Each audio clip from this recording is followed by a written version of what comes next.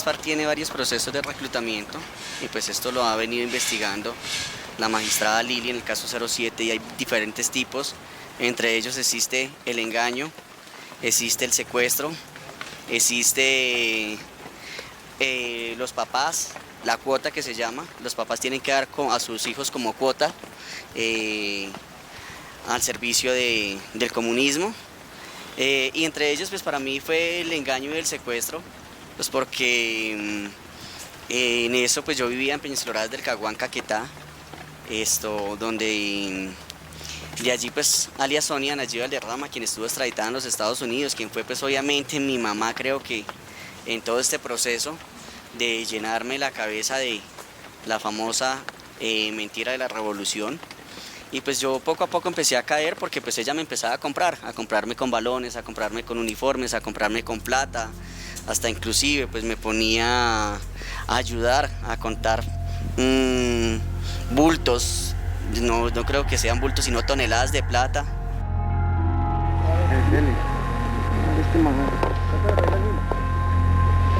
Dos.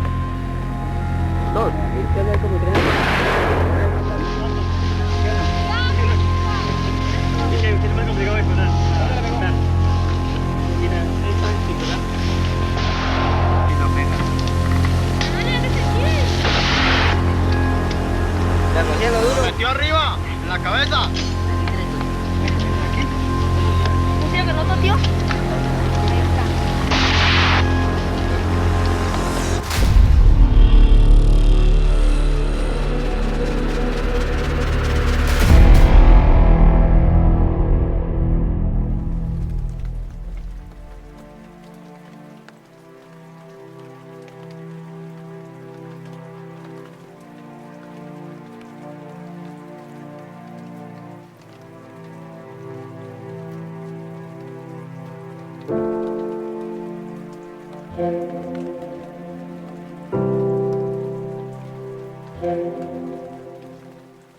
¿Qué hicieron a la Brigada Móvil número 3? ¿Qué le hizo a las FARC en ese momento?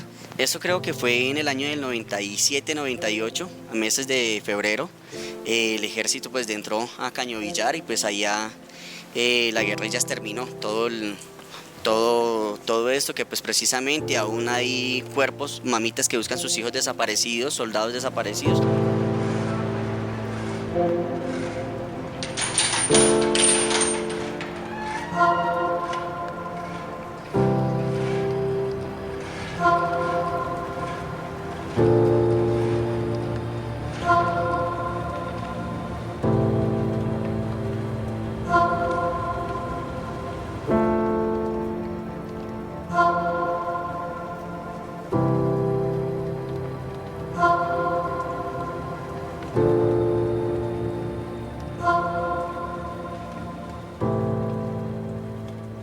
Alex, después de el acercamiento que tuvo usted arreglando los muertos, ¿qué pasa después?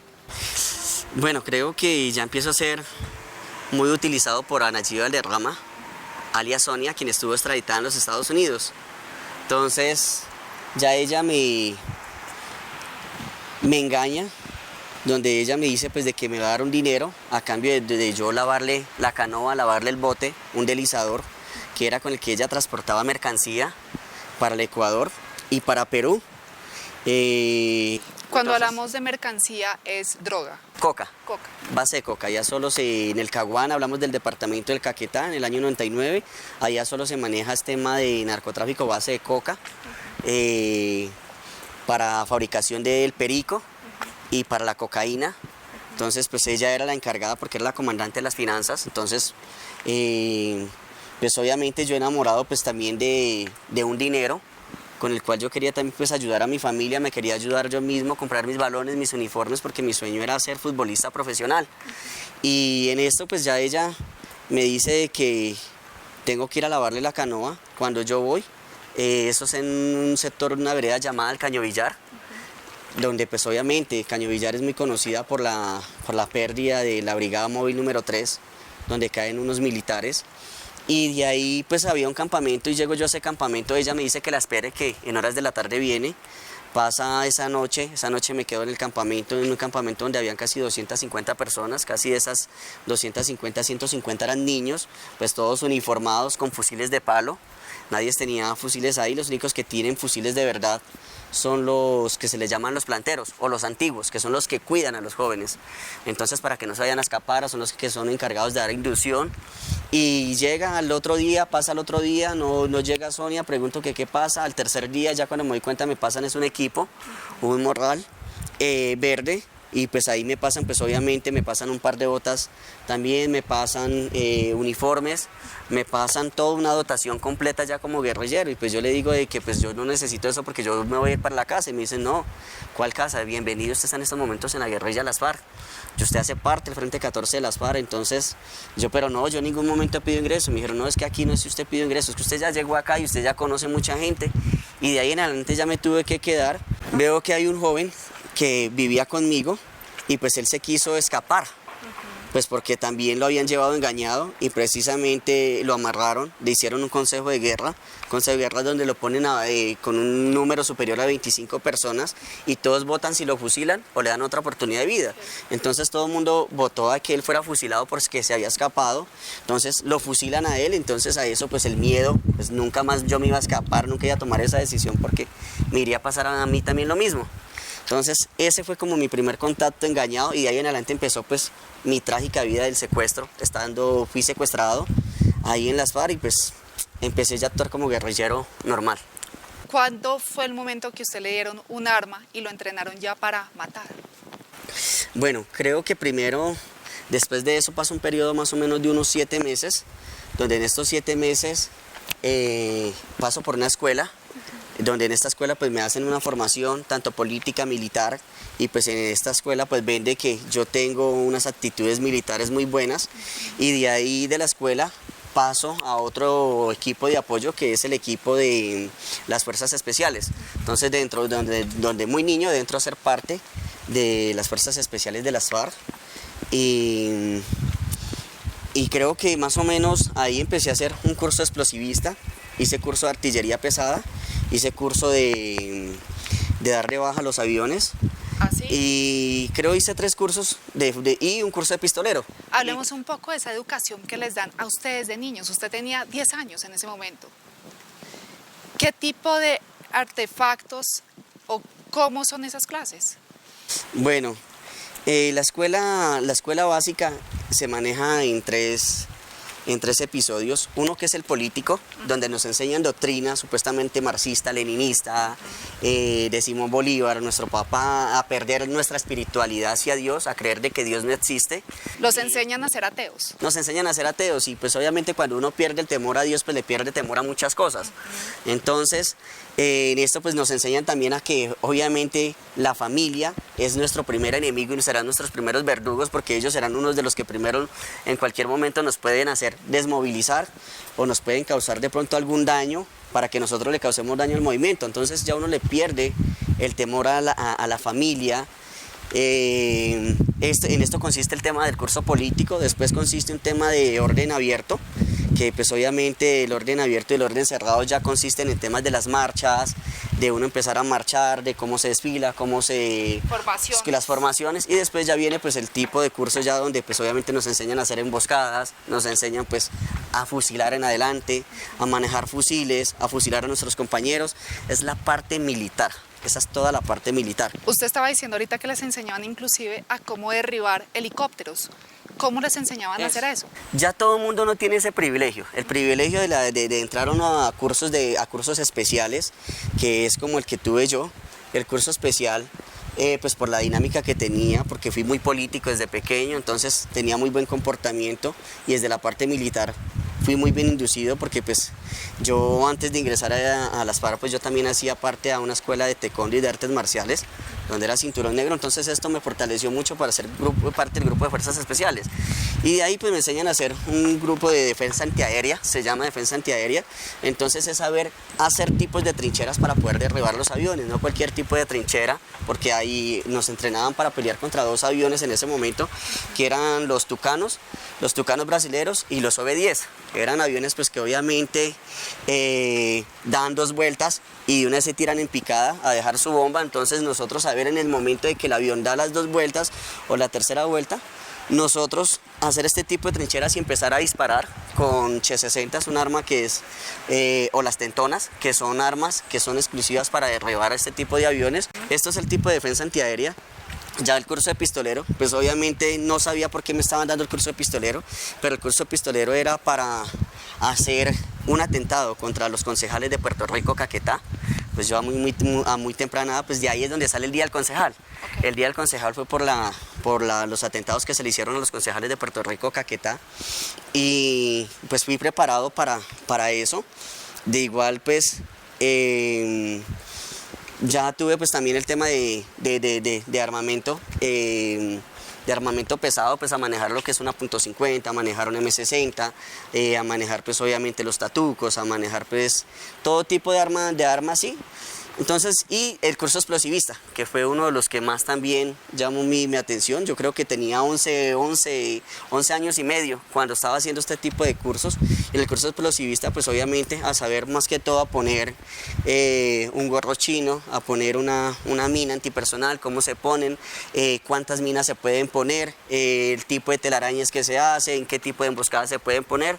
Entonces, esto yo desde los 11 años ya empezaba como a tener todo esto, y ya cuando tuve mi propia dotación, yo creo que tenía los 11 años y medio, iba a cumplir los 12 años cuando tuve mi propia dotación, que fue mi fusil. Alex, ¿usted puede considerar este tipo de formación como una formación terrorista? Sí, mira, Tefa, hay algo que yo lo decía, y fue algo que lo dijo el ministro de Defensa, y era de que si los niños eran convertidos en máquinas de guerra. Entonces, pues cuando yo me pongo a ver todo mi pasado, creo que... Efectivamente era así. Claro, obviamente me considero de que pues obviamente era un niño como máquina de guerra, porque pues yo tenía que perder el corazón, porque a la edad de 12 años yo ya tuve que ver como un compañero que por escaparse lo tuvimos que fusilar. ¿O es un privilegio asesinar? Es un privilegio asesinar, sí. Es un privilegio que no todo el mundo lo tiene. Ahí hay guerrilleros que duraron hasta 12, 20 años y nunca fueron capaces de matar a nadie, o es más, nunca tuvieron un combate. Entonces, uno para todo esto tenía que tener un privilegio, y creo que ese privilegio yo siempre lo tenía porque era como uno de los más pilosos y era como de máxima confianza de los máximos comandantes. Y a la edad de 12 años, pues tener que ver cómo fusilaban a otro compañero de 14 años porque se había escapado, y pues el fusilamiento de él, pues allá pues porque estábamos en la selva muy cerca del ejército, no podíamos hacer disparos, entonces él se tuvo que fusilar, le bajamos la cabeza de un palinazo. Un palinazo es una pala, entonces una pala muy afilada, y pues se pone su cuerpo sobre el hueco y se le tiene que bajar la cabeza. Entonces Alex, me convertí en un niño terrorista, la verdad.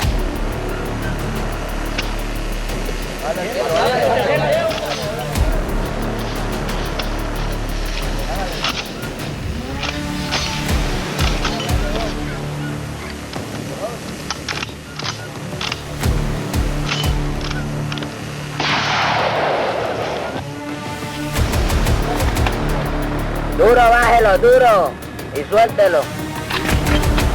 Eso ya. No. Alex, una pregunta, algo fuerte, pero ¿a qué edad usted mató por primera vez? Bueno, sí, cuando uno pregunta, ese tipo de preguntas ahí sí lo dejan a uno como de qué manera las contesto, como que queda uno de verdad como en choto, porque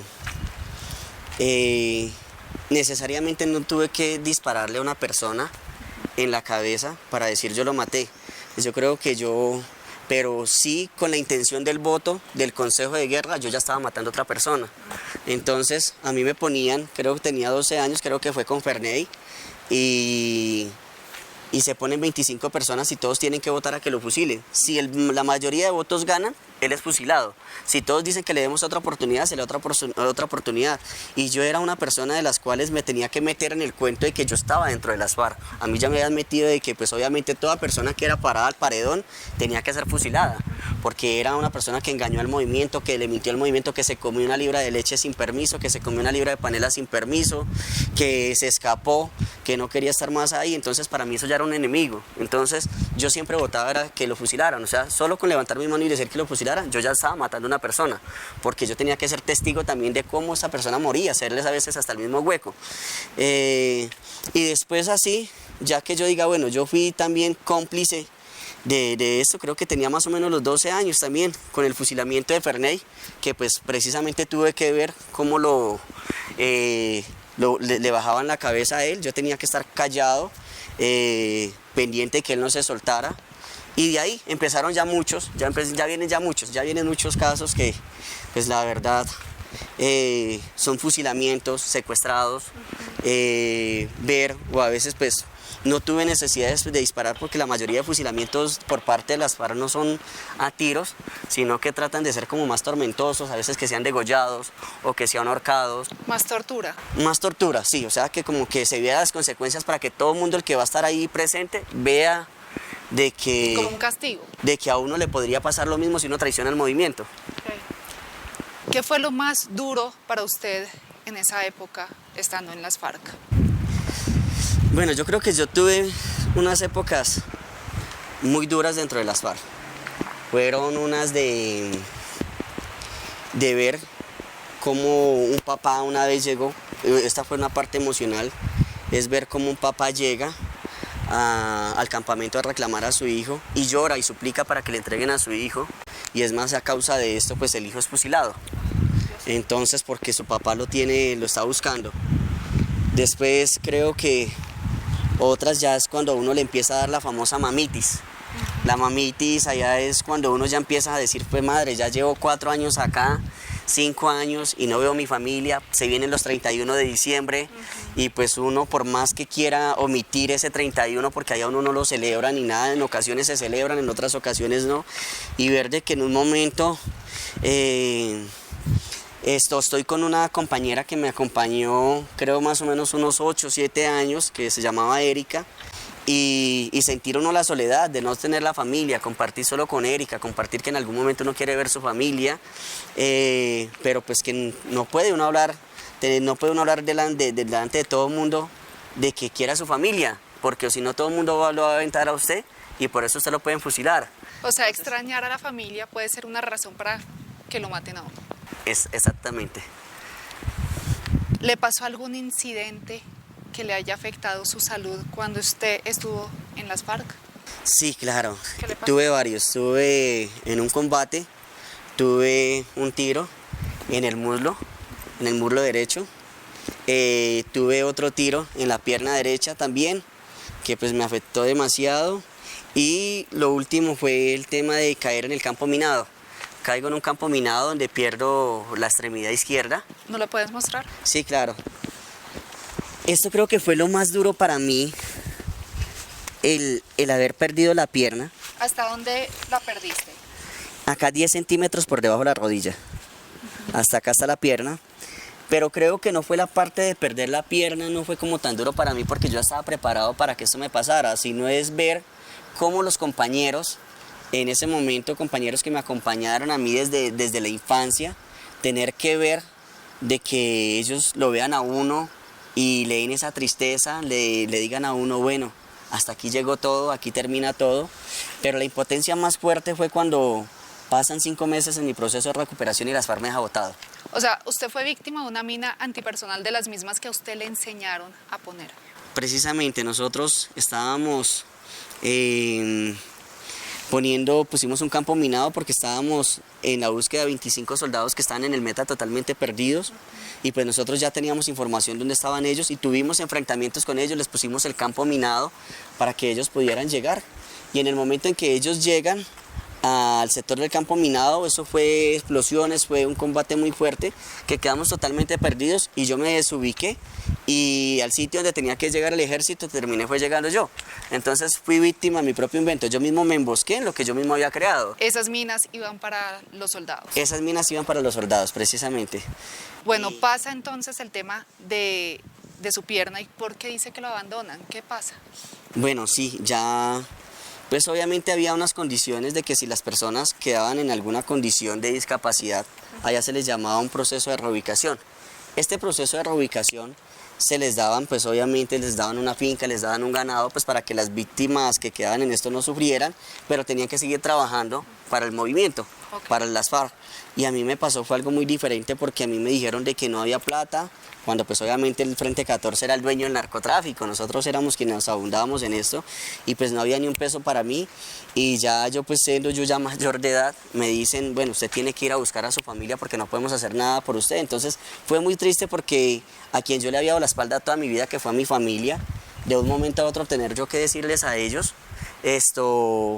venga, necesito que ustedes se carguen conmigo, o sea, tengan una responsabilidad con una persona en condición de discapacidad, pero queda uno muy marcado porque uno queda decepcionado, o sea, le entregué toda mi vida, mi juventud a las FARC, vine aquí engañado, vine secuestrado, lo último me tocó estar acá, me tocó hacer muchas cosas, asesinar, me tocó convertirme en un terrorista, me tocó desaparecer gente, me tocó secuestrar mucha gente, me tocó hacer muchas cosas y después de esto sacan y me dan una patada y me mandan. Entonces, y después de esto no solo quedan contentos con yo tener que salirme de las FARC, sino que empieza una persecución en contra de mi vida. ¿Qué pasa? ¿En qué momento decide usted salirse de las FARC y cómo lo hace? Bueno, se llega el momento donde llega el ejército me encuentra en una finca y el ejército me dice pues de que me da la mano, que me entregue, que me desmovilice.